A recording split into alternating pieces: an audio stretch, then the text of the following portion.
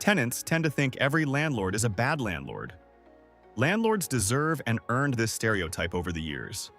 I wanted to be a better landlord. That was part of the plan. I see renting to people as a partnership. The tenant is agreeing to pay me money in exchange for a comfortable home for them to live in.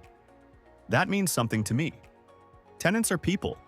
Knowing what makes a landlord a better landlord took research. I had only had one landlord. It was when I was away at college. So I met with tenants. I asked them many questions. I actually came up with a survey. What did I learn? But before we go any further, yes, this is an AI voice, but a real person wrote this.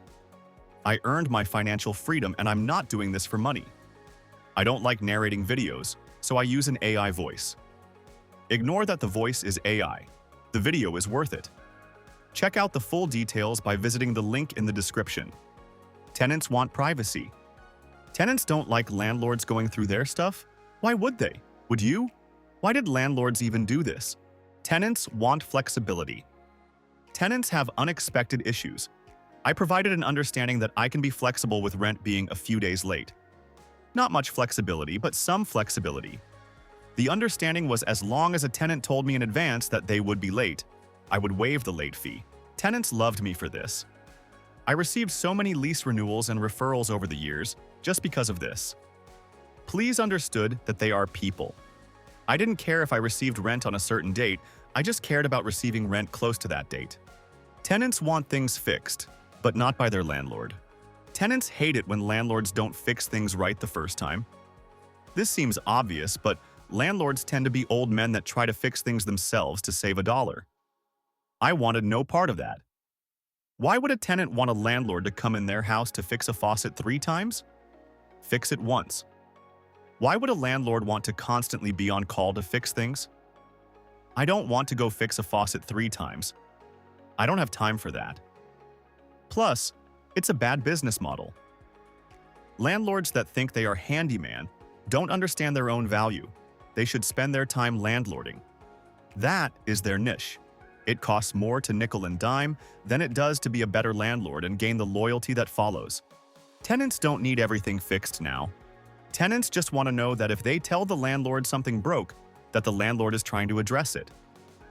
Who doesn't want to be heard? It's important to provide good customer service. I've had so many emergencies over the years that became less an issue just because I listened to the tenant and then scheduled someone to fix it. Tenants are okay with scheduling people to fix problems. Why landlords feel the need to play phone tag with people I do not understand. I deferred the scheduling to tenants. I would give them my contact for the problem and have them call the company. This put the tenant in control of when problems that they were complaining about are fixed. I was no longer the bad guy. The ball was in their court on scheduling one of my contacts. This also fell into my quest for efficiency. Why do I need to be the middleman? If the AC breaks, I would tell them who to call. Simple. If things weren't getting fixed that they wanted fixed, it wasn't because of the landlord. It was because they didn't call. Tenants want communication. Every communication started with a text. Why would the tenant want to play phone tag with me when they want something fixed? Why would I want to play phone tag with a tenant? Okay, this one is selectively true.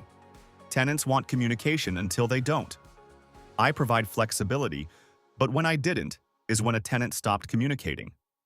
As soon as tenants no longer reply to texts, calls, emails, I start eviction process, if they were late. There really is no reason for me to reach out to a tenant unless they are late on rent, or the city is telling me their grass is too high. Given that I am flexible, there is no reason for a tenant not to talk to me and work it out. Tenants are okay paying higher rent for a better landlord. Wait, what? Yes. Rental houses are a commodity. Houses look the same, so rent is tied to the market rate of comparable rental houses. But you can be the differentiation. Why get into price wars based off the market? I marketed myself as a better landlord and I charged higher rent for it. I would often charge a few hundred a month more, so 15%-ish more, than nearly identical houses nearby. It was justifiable and marketable because the house was owned by a better landlord. This is real. In my experience in the area I was in, most people's reason for moving was divorce, upgrading school district, or because they didn't like their landlord. Think about that. Tenants move because of the person and not the house. Landlording is a people business, not a house business. Give tenants a home. Give them a voice. Have them feel like partners. Be a better landlord and you can make more money. Bottom line, don't be a bad landlord. Treat tenants like they are people. It will greatly decrease the roller coaster of landlording. It will also increase your referrals and your lease renewals. Nickel and diming is expensive. If you view your job as a landlord as providing customer service, then tenants will pay off your houses. Thanks for watching. And if you found this video helpful, don't forget to like, subscribe, and share it with your friends. Also, don't forget the link in the description.